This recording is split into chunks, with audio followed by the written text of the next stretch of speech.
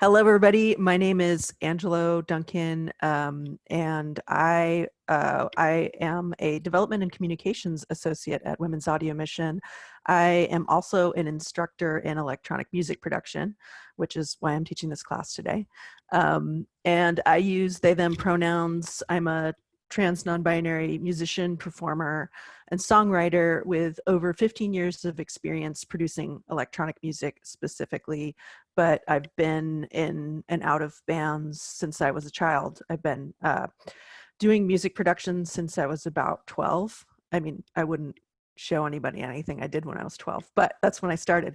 So, but I have been focusing specifically on electronic music production over the past 15 years. Because it's really fun. And I hope that after this class, you guys can unlock your creativity and, start to experiment and experience some of the fun of electronic music production. So that's a little bit about me. I'd love to hear from you guys. I'd love to hear, what's your familiarity level with Ableton? And this is an intro class, so you are not required to have any experience at all. It's 101. So, okay, great. The answers are coming in. Cool, a good mix. Hopefully there'll be something for everybody in this class then. Cool, so the goals for today's class, let's just go over a quick agenda. We're going to do an overview of basic tools used to create beats in Ableton. So we'll be talking about using clips. We'll be talking about using the session view and drum racks. We will also be going over basic MIDI so you can get started creating beats using MIDI. And understanding MIDI, I would say, is key to electronic music production in general. If you don't know what MIDI is, that's totally cool. We're going to do a little crash course. But you can use the information you learn in this class about MIDI in other programs like Pro Tools or GarageBand or Logic. So what you learned here today will be applicable to other programs you would use in electronic music production. We're also going to learn how to program and record a beat in Ableton. This is where it will get more fun. And then we're going to close out with just a few simple tricks for unlocking your creativity and adding some variation to your beats to make them more interesting. So today's class, I should say right up front, we're just focusing on drums. So we're going to be focusing on drum loops in beats, as that's kind of like the foundational element of creating beats. But there's so much to talk about just with drums. So I think everybody should be able to come out of this class learning something new. Great. So I'm hoping by the end of this class, y'all are going to be making some sick beats like this. This is going to be you. And then all your friends on Zoom tuning in and listening to your beats with their awkward quarantine haircuts, they're all going to be like this.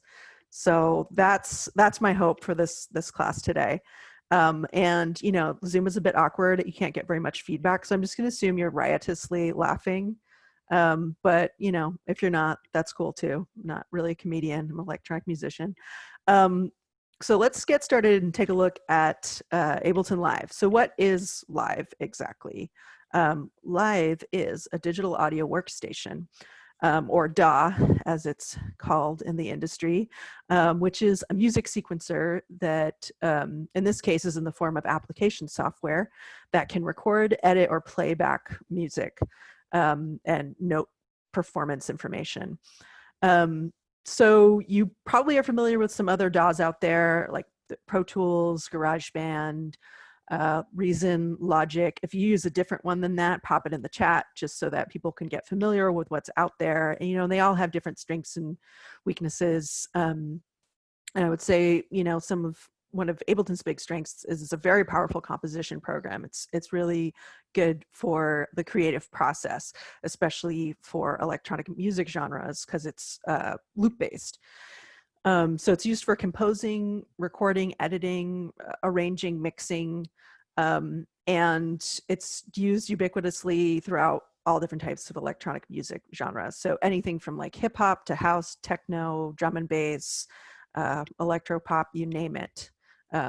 It's one of the big ones out there. Something else that really differentiates Ableton from other DAWs is that it's designed to be an instrument for live performance. So often when people are running electronic music elements live on a computer, they're running Ableton because it's pretty stable for live performances as long as you have decent CPU and triggering live events. So next time you're at a live concert, if we ever can go to live concerts again, check out, what the person behind the sound booth is using to, or maybe on stage is using on their laptop to create electronic music elements. A lot of times it's Ableton, and you'll recognize this. It's also used a lot in theater to trigger live sound. So, if somebody gets angry and throws a plate across the stage, someone in the sound booth might be triggering a clip that has the sound of glass breaking or crashing.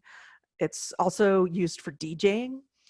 And what's cool about using Ableton for DJing is it's really a program created to bridge the gap between DJ and music producer and fuse those two art forms. So a lot of times you'll see DJs who are also music producers using it to incorporate their own creative work into their sets of other people's music. So it's a really flexible, powerful program, and we're going to be diving into how you can use it to make beats today. So I'm going to talk first about the two views in Ableton. So this is important. We've got the arrangement view. So this is similar to other DAWs like Pro Tools and GarageBand. It's a musical timeline. It's linear, it's narrative. Each of these are different tracks, and this represents the passage of time over the song or the piece of music. And what really differentiates Ableton from other DAWs is this session view. So this is the other view in Ableton, and you can easily press tab to go in between the arrangement and the session view. But the session view is what we're going to be working in today. It's used to launch musical events. It's comprised of tracks and clips. And we're going to be sticking this view today because the relationship between the arrangement and the session view is kind of one of the most complicated things about Ableton. And that's not really our focus today. So we're just going to stay in this view, which is completely customized to create and launch beats and musical events. So diving into the session view, we've got tracks. So each one of these represents, in this case, a different instrument. You've got 3 different types of tracks in Ableton. So you've got MIDI tracks, which is what we're going to be using today. And you can see they're indicated here, and they look a little bit different than, say, an audio track. These are audio tracks. So in my session, I have guitars, synthesizers, vocals. Those are all audio tracks. So an audio track is anything that was recorded with a microphone or as a WAV file or an acoustic sound. And then you also have the third type of track in Ableton, which is the return tracks. And those host effects. So you can feed your audio tracks and your MIDI tracks into your return tracks. So we're going to be focusing on MIDI tracks specifically today. And also within the session view, you have clips. So clips right here, highlighted these little rectangles. These are the basic musical building block of live. So these are perfect for designing beats. Each of these little clips can represent a different beat. But it can really be anything. It can contain any sort of musical material. So it could contain a melody, it could be a drum pattern, it could be a bass line, or in the case of DJing, it could be a complete song.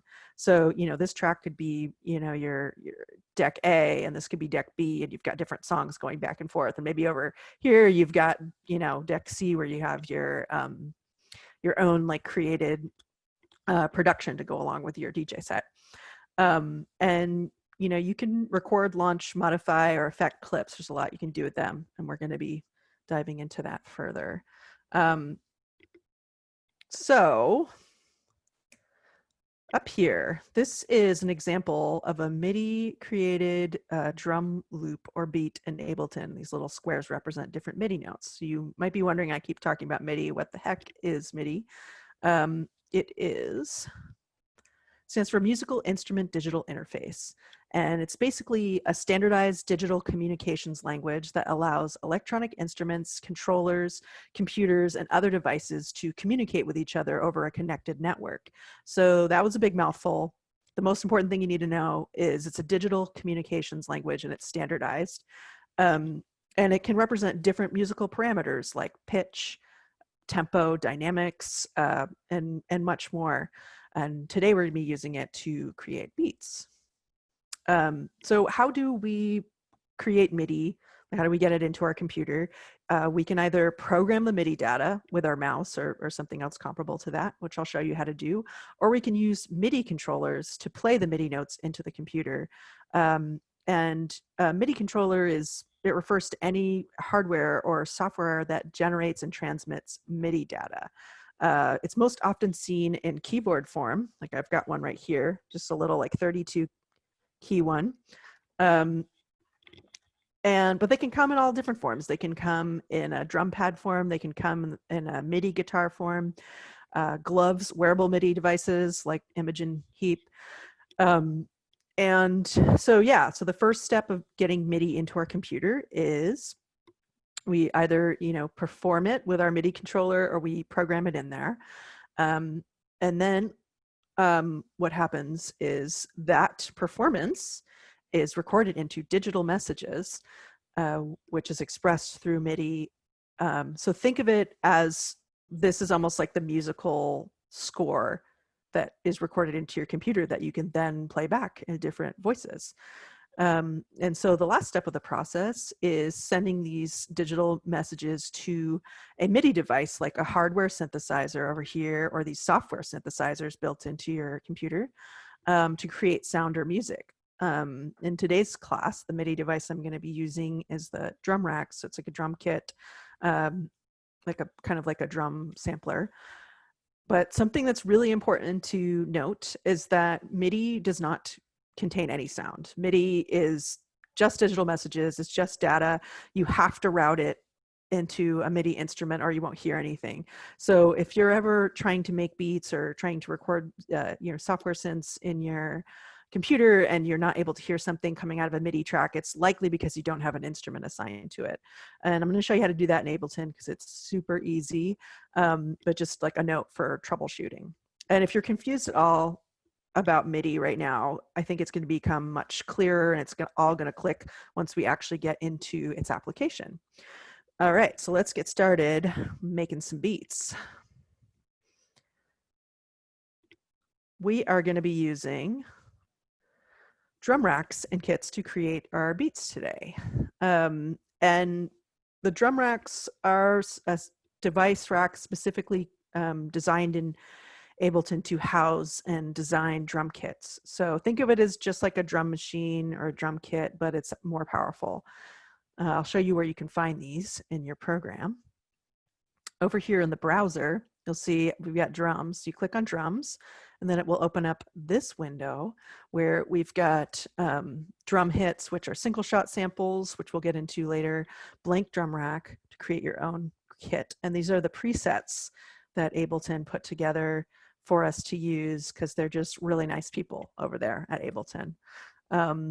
So this is how you create a drum kit. Let's just drill into the program here. So you can either drop and drag it onto a blank MIDI track, just like I just did, or you can double click on it and the highlighted MIDI track, it'll get moved onto that. And the drum rack has multiple sections. You can see down here, each of these different drum pads is assigned to a different sample. And if you press the playhead, you can hear what's assigned to each drum pad. So that's a kick, we've got maracas.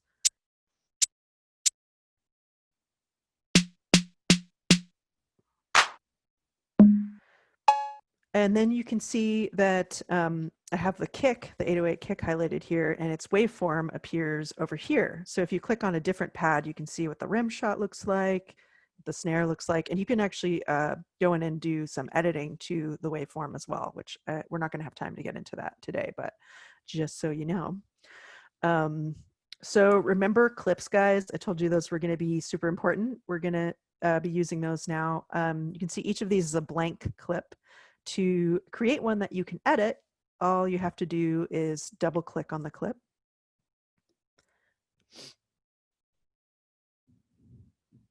And then you'll see the MIDI editing window down there opens up. You can see it has a playhead now. It's different than these other completely blank clips. So this is where we'll be doing our programming. And you can see in the MIDI editing window that on the side, there's some familiar faces. We've got our drum kit over here, and they're each assigned to a different MIDI note value on the keyboard. So the kick is C1, and then the rim would be C#1, and so on. And then across this axis is the passage of time. So this is one full measure. So again, this axis is our different drum kit elements. And then the y-axis here, or the x-axis, sorry, is time.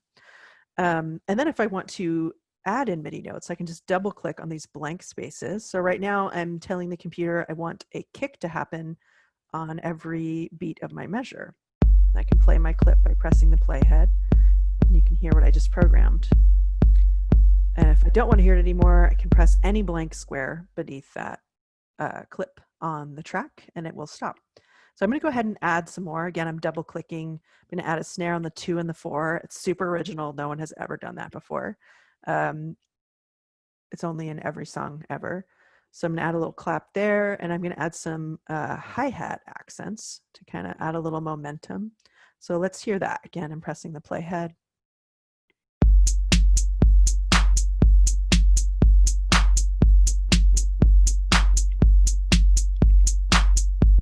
Cool, so I've created this very simple house beat, and now I would like to change things after the fact because I am not satisfied. You know, I want some different things to be happening there. So the beauty of MIDI is that I have this sort of control after the fact. I can move notes around, I can adjust their length, I can fix timing, I can change their pitch, I can change which sample it's assigned to. So the first thing I'm going to do is I want to lengthen this clap. I want the note to be longer. I want it to ring out longer, be a little more dramatic. And then I'm also going to move around some kicks. So all I have to do is just grab it with my mouse, drop it in the space I want it to be, add another one. I'm going to highlight these hi-hats, and now I'm pressing the up arrow because I want to assign it to a different sample. So my hi-hats are now maracas, and I'm going to add some extra maracas. Cool, let's hear that.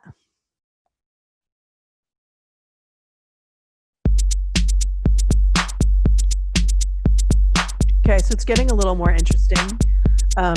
And it's, you know, I get to use this hybrid process of just getting down a basic beat and then going back and editing the MIDI notes to do something different and to try different things out to see what sounds best. So it really opens a lot of creative potential.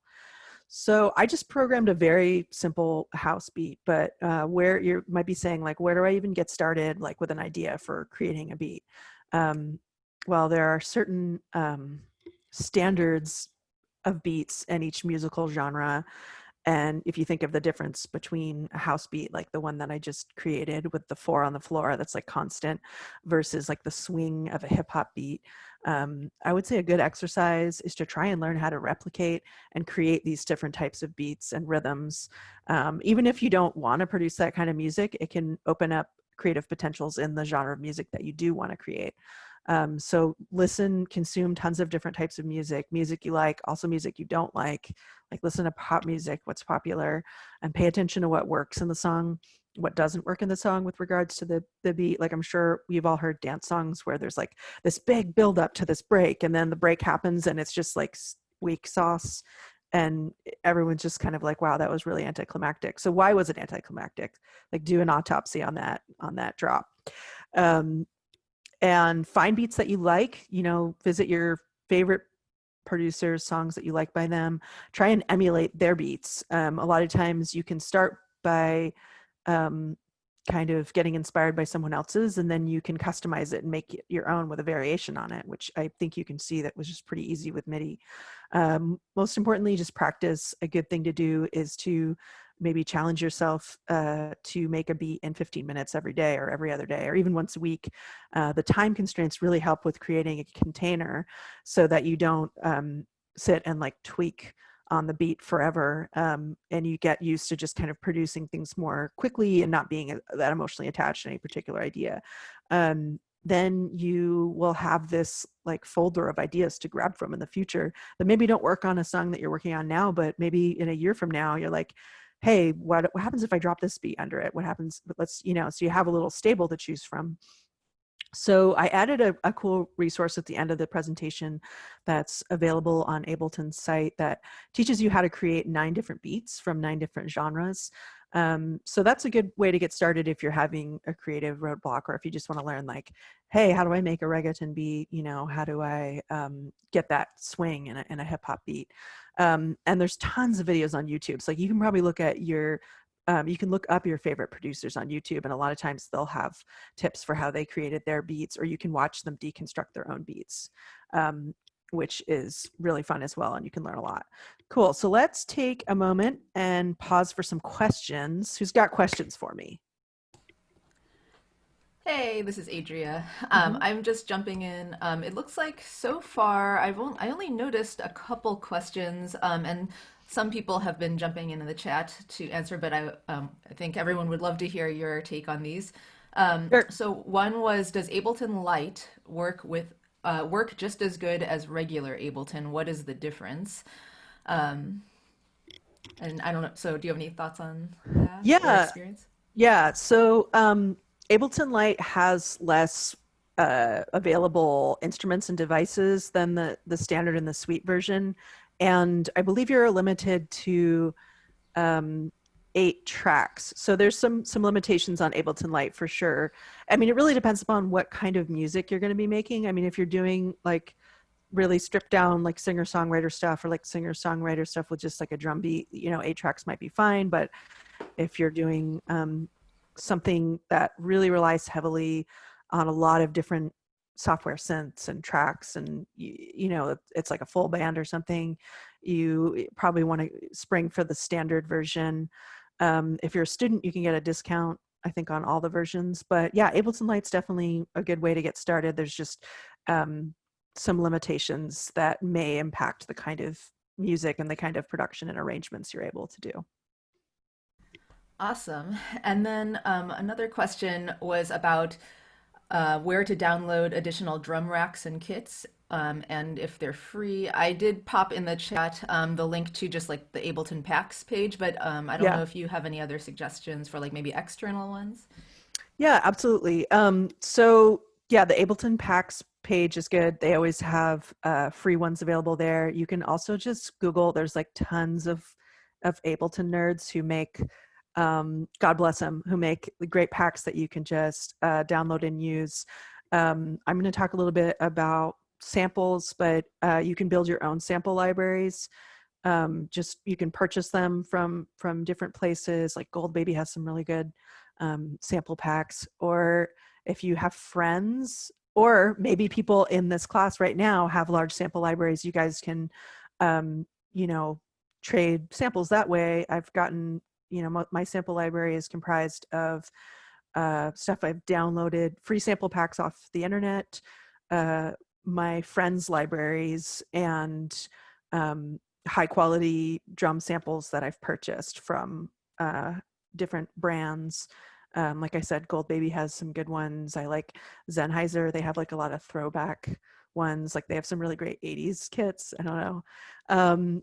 But yeah, there's a ton of stuff out there, and a lot of it is free. So you can really build a pretty robust sample library with free samples. But I do recommend, trying to get some higher quality ones, especially for like the more structural elements in your beats, like your kicks, your snares, your hi-hats, that kind of stuff. Awesome. And then maybe sounds like time for one more question. And then Sure. I'm tracking all the other questions. So if we have time at the end, we'll make sure to get to those. But are there any pieces of hardware that you would recommend slash that you use the most? Maybe I'm assuming, I'm not sure if this is specifically about MIDI controllers, but Mhm. um, you can interpret it as you will. Yeah, totally. I mean, I have my own synthesizers. I have a microKORG, which is fun. It has a vocoder in it. I have a vintage synthesizer, like a Juno 106. So that's kind of my hardware synthesizers. And then for MIDI controllers, Ableton donated all of these push ones to us. So um, to make this whole like demo, I used this. The pushes are really great. I'm going to talk about kind of the pricing and stuff of with that and other MIDI controllers a little later in the program, but or in the presentation. But yeah, I'll have some brand recommendations for different MIDI controllers, so we'll get into that. Awesome, thanks. I think we can keep going. Cool, awesome, great questions. Thanks for participating. It gets lonely over here on Zoom. Um, anyway, actually, we're going to talk about MIDI controllers right now. So that led perfectly in to what I want to discuss. So I showed you how to program a beat. Now I'm going to talk about how you perform and record a beat if you're a finger drummer or if you want to, actually play it rather than program it with your mouse, because it looks cooler to play it. But anyway, so MIDI controllers are what you use, as I said before, to trigger MIDI message or play MIDI notes and data to record into your computer. And like I said, I used an Ableton Push One as my MIDI controller to do this demo. And it's a powerful hardware device, controller specifically customized for Ableton Live. And these run the Ableton Push 2, which is the latest one, ranges from 650 used to $800 new. But you can, if that's out of your price range, you can use any other MIDI controller with Ableton. So you might already have one at home. If you have a synthesizer or a digital piano, it may, if you look in the back, you can see if there are MIDI connections because it may be MIDI compatible as well. Some popular brands for MIDI controllers are Akai, Korg, M Audio. The Novation launch pads are pretty popular as well. You can pick up like a starter. This is a small 32 key one. It's great for producing on the go or like on the plane. Sometimes I'll be like, playing stuff, and then my nosy neighbor will be like looking over to see what I'm doing. And anyway, you can get one of those for $100 or less. You can get, them used certainly less than $100. But yeah, MIDI controllers range anywhere from $100 new to over $1,000 if you want like one that's got all the bells and whistles. But it really depends upon, are you going to be using this live? Are you using it for production at home? What's good for your setup? And I like to have a couple different ones around for different purposes. Like I'm probably not going to bring the push one on the plane because it takes up more space. So I might bring my little guy, but then at home I would much rather, or live, I would much rather be performing on the push. Great. So hopefully that answers your question. So let's get into how to set up Ableton to actually record. First most important thing is you want to have your monitor section in. So you're telling the computer, hey, I want you to be paying attention to what's coming through here, and getting ready to record, and make sure my record enable or arming button is on. So you just click that and it will turn red. And then you'll notice that once you do those two things, up here, instead of having a little square stop button, you've got a record button. And that means that each of these clips are ready to be recorded into. So again, I'm going to show you how to record a beat. You want to make sure that your monitor in section is set to in, and then you've got the record enable button on. And then I'm going to go up and double click on my drum kit just to get a sense of what's in here. So right now I'm actually going to play. Yeah, I'm playing on my MIDI keyboard. So that's C sharp, D sharp. They're assigned to each assigned to a note on the keyboard. And I'm just getting familiarized with what's available in this kit. And you'll notice that when I'm playing over here in that section, a little yellow square will light up. So I want to talk for a second about that section because it's important.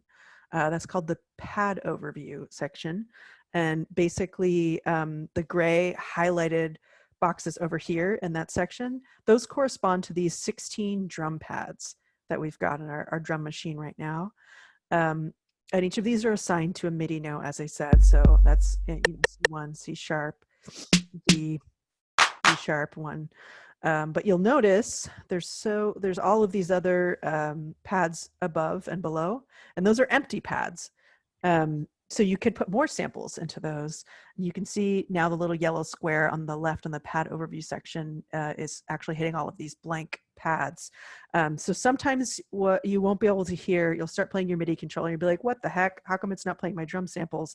It's likely because you're triggering a pad that has no sample on it. So you may need to adjust the octave on your MIDI controller so that it corresponds with the octave it's set to on the pad overview. That is something that tripped me up a lot at the beginning. So if you're not getting any sound when you're playing your MIDI controller, but you're seeing that MIDI information is coming in, it's likely because you're triggering a pad that has nothing on it. Yeah, so just adjust your octave and you should be good to go. Note that the pad overview, you can actually you can drag and drop up to 128 samples on one drum kit. I don't really know why you would want to do that because it seems really unwieldy, but if you want to make a monster drum kit, no one can stop you. Go ahead, you have the power to do so. It may eat away at your CPU, but just know that's a possibility. Okay, so I am going to actually play and record a beat now. So again, I've got my monitor in section set up. I'm going to put on my metronome just so I can keep time. It's over here. And then I'm going to start recording into one of these clips. So it counts me in. And now I'm playing a simple beat. I'm not much of a finger drummer. So if you double click on this, you can see the MIDI information that I just recorded. Pretty cool, right? And then if I want to hear this, I have to go back and remember to set my monitor section to auto, because right now I'm still telling the computer I want to hear what's coming in. So now this is set to playback. So I can hear my little beat now. And one thing you may have noticed is that my timing is a bit off. And, you know, so some of my snare and kick hits were off slightly. So we can fix this MIDI with using quantization. So quantization basically is the process of moving note events so that the notes fall exactly on the beats that you designate. So basically you can tell the computer to snap the notes to the nearest designated value. So say if you set the quantization to eighth note quantization, all of the notes will move to the nearest eighth note value or 16th note value or quarter note value, whatever you tell it to do. And you can use this process to correct your performance after the fact. So the pro of quantization is that you get precision. It'll sound precise, perfectly in time. The con is sometimes it can sound too perfect or robotic. And if you're trying to add a human feel to your electronic music, which seems like kind of a contradiction, but you may not want to quantize it all the way. So note that most songs in electronic music genres, including songs on the radio, are using quantization. So it's not cheating. It's just like part of the game. It's like, I don't know, auto-tune for beats. So I'll show you how to do this. So yeah, looking at my beat again, you can see that my snares are off. My kicks are slightly off as well. I'm like consistently early. I guess I'm just like really excited, you know? So I'm going to highlight all these, Command A, and then I'm going to right click, open up this window of options, and find quantize settings. So that's up at the top.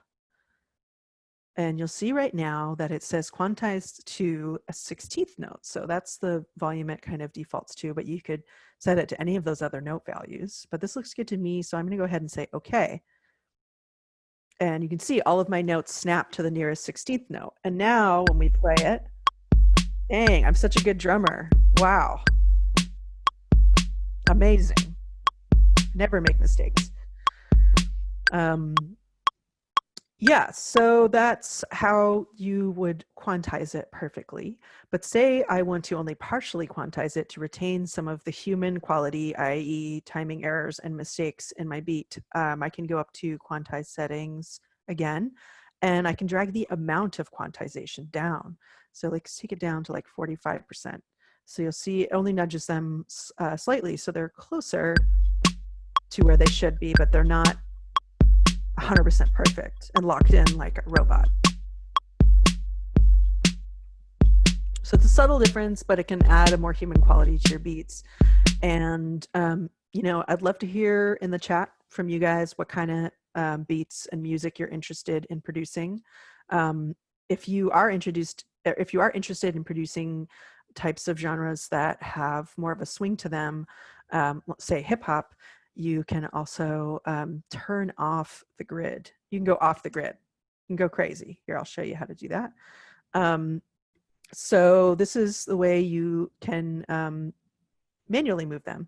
So I got this little hip hop beat here.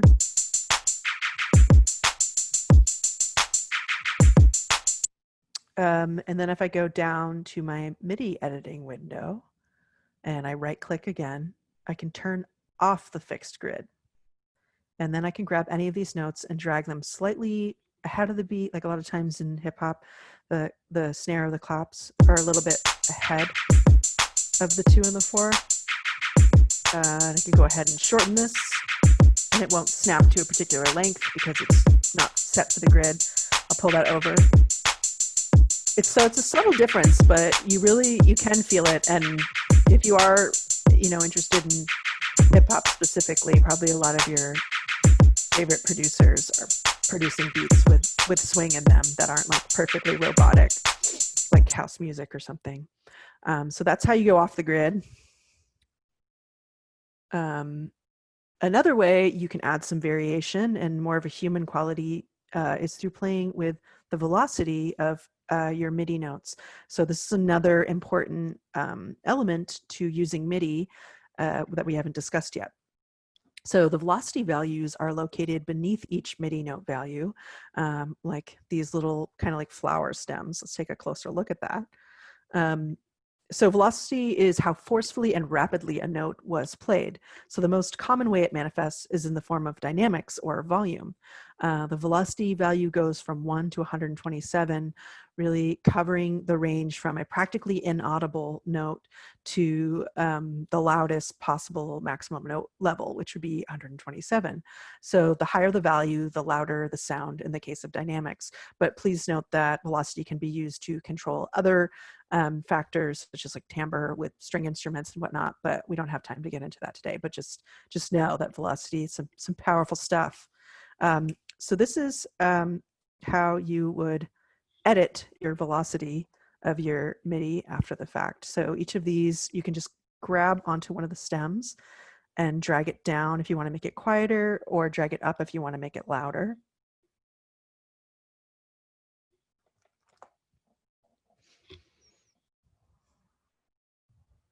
Cool, so let's hear that. So you can hear the different levels of volume in my snare and how hard it was hit. So it sounds kind of weird with a snare, but let's do it with hi-hats because I think you'll see how this can be used to create like a more organic feel. Because obviously like a real alive drummer is not hitting the hi-hat at the exact same volume the entire time, right? I mean, maybe there are some drummers out there that can do that, but there's going to be, for the most part, little fluctuations, which is what gives it not only a human feel, but momentum. And your ear doesn't get fatigued with listening to the exact same sample and at the exact same volume over and over and over and over again. So yeah.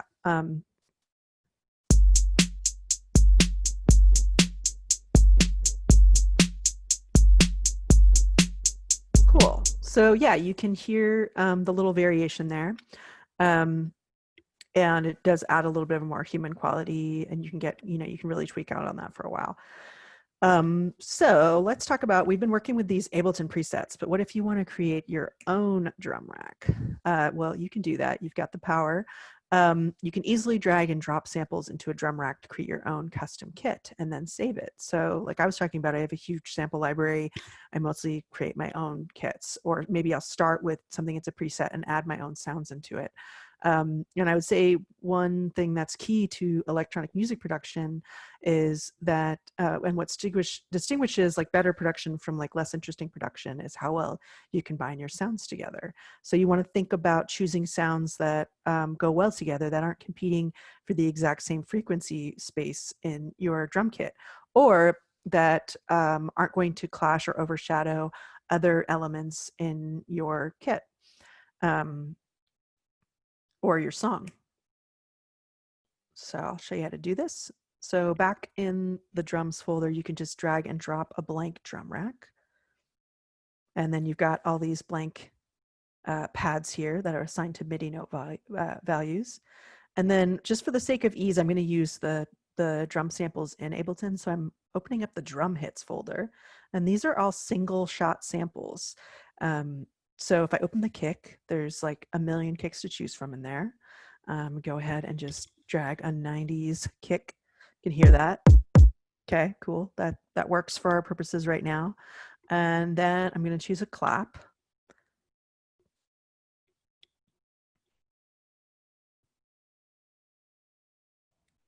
And another clap, because, you know, can't have too many claps.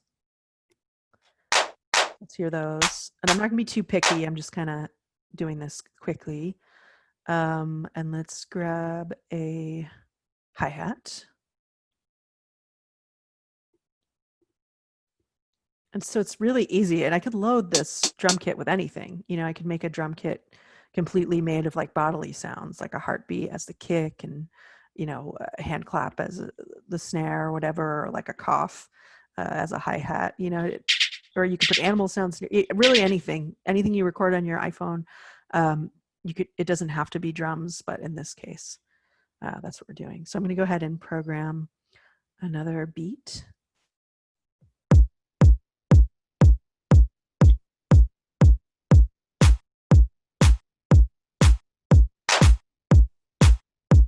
And pull down the velocity on that because it's kind of aggressive.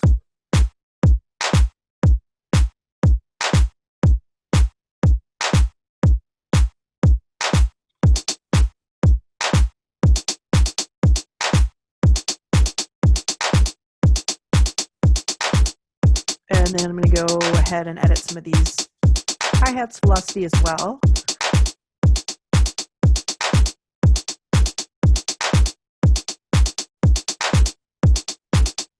Add some shakers.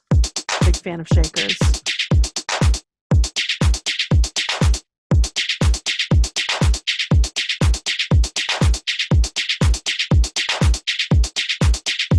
Cool. So I think I can, this is pretty good, but I think I can make some improvements on my sample selections for my beat. So I'm going to go ahead and make some little improvements here. So let's listen to it again. First thing I want to do is turn down that shaker. It's really loud.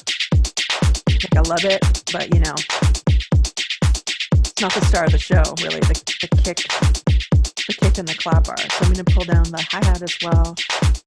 And then I'm going to go back through and just choose, like, for instance, I feel like there's not a lot of high frequency content to this beat. So maybe I'm going to look for a hi-hat that covers that frequency range more. So that's good, but I kind of want something that rings out a little more. So I'm going to keep hunting. Okay, nice classic little 606 sounding hi-hat. That works for this. And then maybe, you know, I'm interested in having a different clap than that really loud one that is a little abrasive. So let's try some different claps here. Okay, those are kind of similar sounding, which is kind of cool, but I want something a little more distinct. So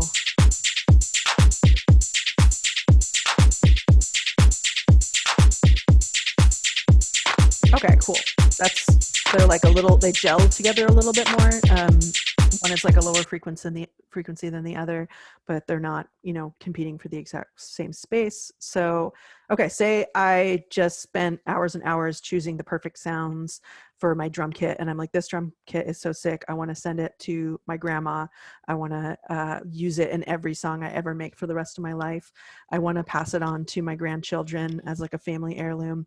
You can save it quite easily if you use this little the little icon in the right hand corner, upper right hand corner of the drum rack, which is a floppy disk. I don't know if anyone is old enough to know what that is or has seen it in a museum maybe, but that will save your drum rack so you can use it forever and ever.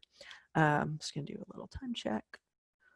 Cool, so let's talk about other ways to make our beat exciting.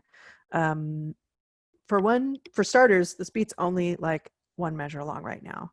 So let's go ahead and double click on it, open it up, and I want to make this beat longer so I can create variation over 4 measures.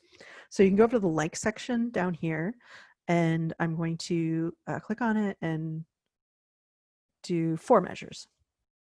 Just press enter. So now you can see it's 4 times as long, and I'm going to highlight my MIDI notes, Control C copy, Control D duplicate,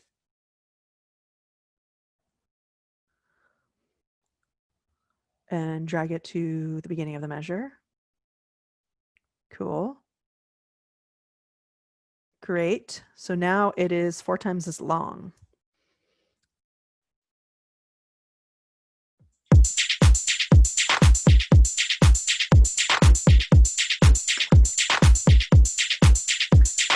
Cool. So let's create some variation within this beat.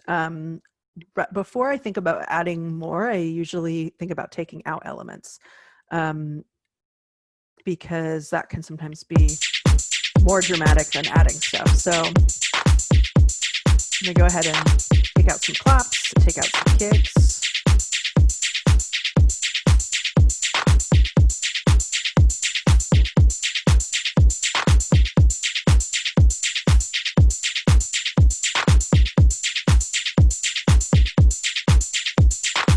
Very cool.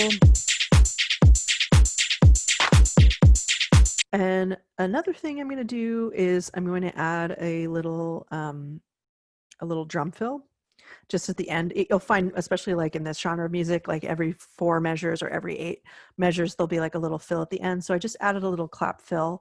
I'm playing with the velocity so it doesn't sound like this like robotic, like this, but it'll be like, you know, a little more interesting. And let's hear that.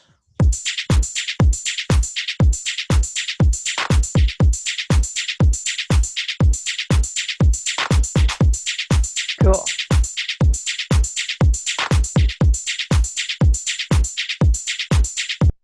And the last thing I'm going to do is I actually like to create little gaps. So I just deleted some hi-hats and that shaker to create a little gap in between there, because I actually think sometimes nothing is more surprising and exciting than something. You can see how it kind of sucks the energy out, and then it gives you back the beat again. Yeah, so that's a really easy way to create some variation over time. But I also have all these, you know, these other clips that I can create more variations of my beat. So Command C, Command D, copying and duplicating. And now I'm going to create variations on this beat. So I'm going to go ahead and delete. I'm going to do one where I take out all the shakers and the hi-hats. So it's just really stripped down. Let's listen to that one. So this could be like the intro to my song, or maybe it's like, you know, at a point in the song where I want everything to get stripped down. And then let's go ahead and copy the first beat and duplicate it again, put it on another blank clip. And this version, I'm going to have just the hi-hats.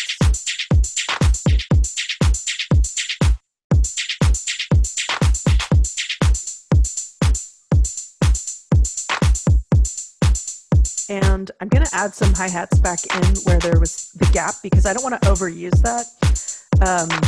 I mean, I kind of think that when something's interesting in your beat, you don't want to use it too many times because then the listener gets used to it and takes it for granted. You know, absence makes the heart grow fonder and whatnot. So let's just really quick listen to these beats in sequence. First strip down beat.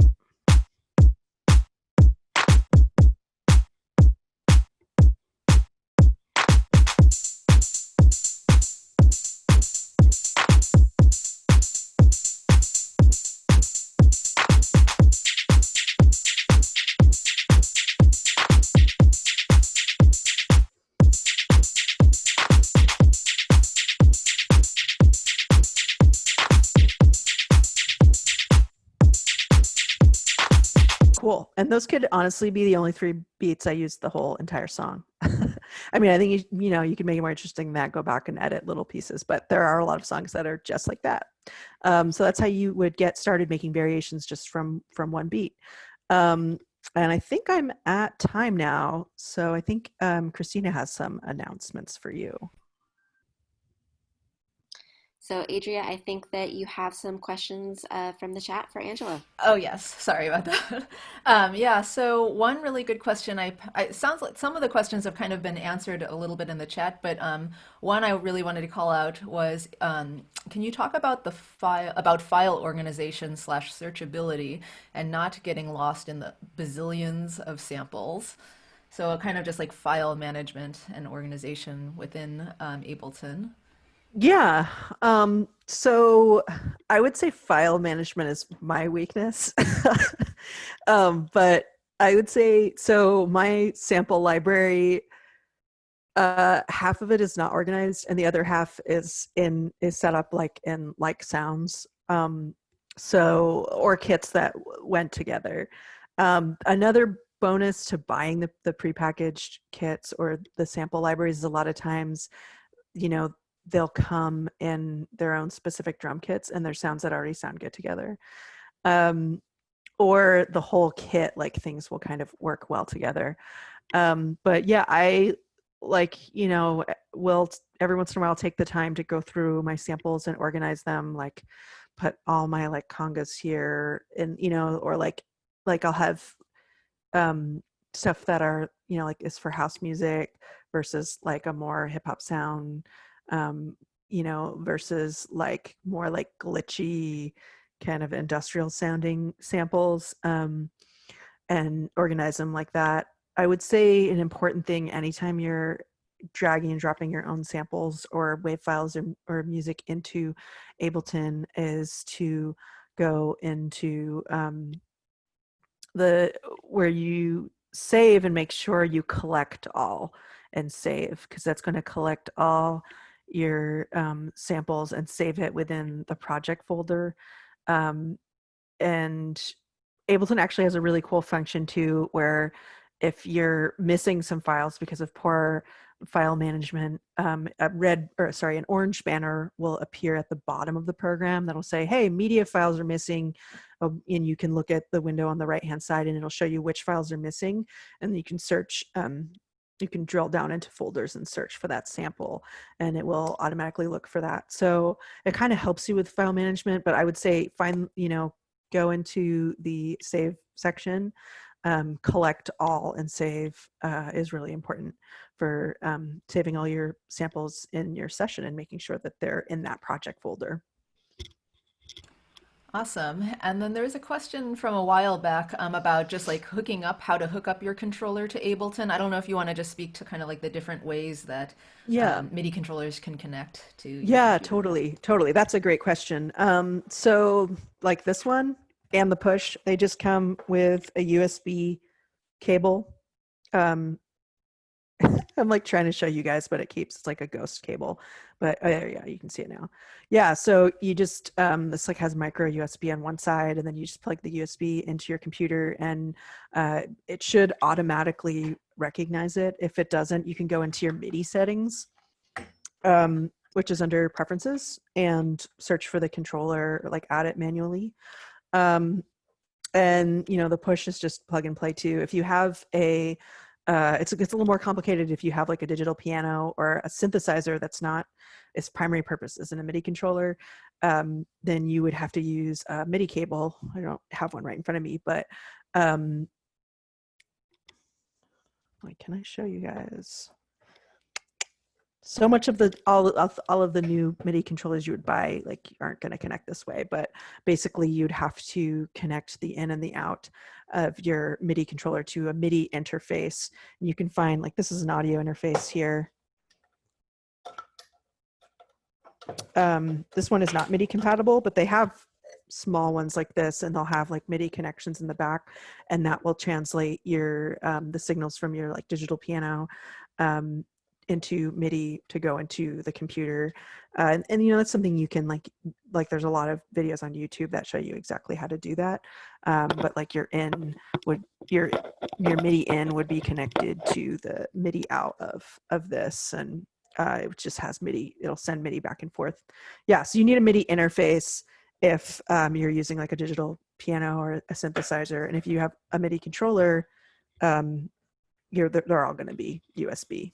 So it's just plug and play. Cool.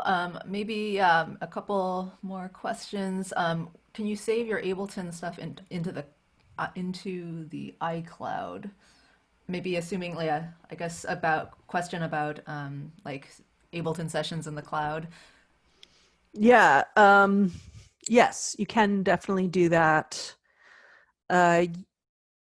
Again, I would like collect all, save, make sure that all your samples are in there, and then you can put it in the cloud.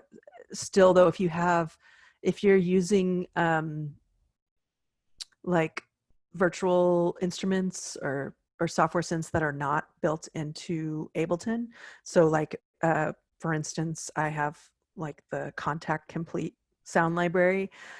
If I pull that up on another computer that doesn't, like if I download my session off the cloud and I pull it up on a computer that doesn't have the Contact suite, it's not going to play those synths from Contact. I have to have that software installed. So that's where it gets a little complicated with trading sessions with like friends or working on different computers. What you can do is you can record that MIDI track as audio into an audio track, or you know, yeah, so then you would be sending basically audio files of your MIDI sounds to like a friend or whatever. Again, you collect all and save. But yeah, if you're just, you know, storing it on the cloud and then downloading it back onto your computer that has the same software and setup and configuration, then that should be fine. And it should work. If you're using all the sounds, if you're only using sounds in Ableton, then it'll work as long as you have the same version of Ableton, if that makes sense. Cool. Maybe let's see. Difference between, I'm not sure if you have the Launchpad Pro, but there was a question about the difference between Launchpad Pro by Novation and the Ableton Push 2. This person's understanding is that the Push can record and manipulate sound files, and then with that, do the same thing the Launchpad can do. I guess, yeah, just comparison between the two. Right. I don't have a Launchpad, but so I don't feel like I can answer that on a granular level, but yes, it's true. The Push can actually do editing of sound waves and stuff on the Push, and the Push is like automatically maps to Ableton. So it's, you know, because it's customized and created specifically to be like a hardware controller for Ableton. But, you know, a lot of people use Novation Launchpad with Ableton, so you can still launch clips with it. I don't know if you can edit waveforms with it, but yeah, you can do, I mean, if you get really fluent on a Push, you don't really have to use your mouse at all, which is also cool. Awesome. And then there's a question, any tips on making beats using Pro Tools? I mean, everything that I talked about with MIDI today is applicable to Pro Tools. You just don't have, you know, the clips, which are really created and specifically with loop-based music in mind. But I mean, you can create copy and paste loops in Pro Tools. And the same thing with the sample library and stuff like that. It's pretty much everything I taught you today is applicable to Pro Tools, except for the functions that are specific to Ableton. And I do think Ableton is better designed specifically for creating electronic music production. But then there's other things that Pro Tools, Pro Tools is still the standard in professional recording studios for recording and editing acoustic music. So so it's really, what are you using it for? But yeah, all the stuff I taught you about MIDI and in general, like about thinking about how your drum kit is set up with sounds occupying different frequencies and different timbres and textures, all of that is applicable to working in Pro Tools as well. And a lot of people use Pro Tools as their primary production software. So, I'm an Ableton fanboy, so that's my wheelhouse. But a lot of people on the WAM staff are more into Pro Tools, so it's whatever works for you. Cool. Unfortunately, I think that might have to be the last question, and I know that there are other questions in the chat that we didn't get to, but maybe definitely want to encourage people and to come to office hours, WAM's office hours every Friday. And it's basically just an open space, 11 a.m. Pacific time, California time, and some WAM staff engineers will be there to answer questions, and it could really be about anything. So we will try our best. Awesome. Thanks for all the questions, you guys. So these are just a few resources. Like if you want to get started with purchasing a MIDI keyboard, this is an article from this year about some good starter ones. There's some information about the Ableton Push, if you can spring for that. And then there's this little resource at the bottom here with the drum beat recipes. They're called, for 9 different genres. I thought that was cute. So that's a really fun one to check out, if you want to get started.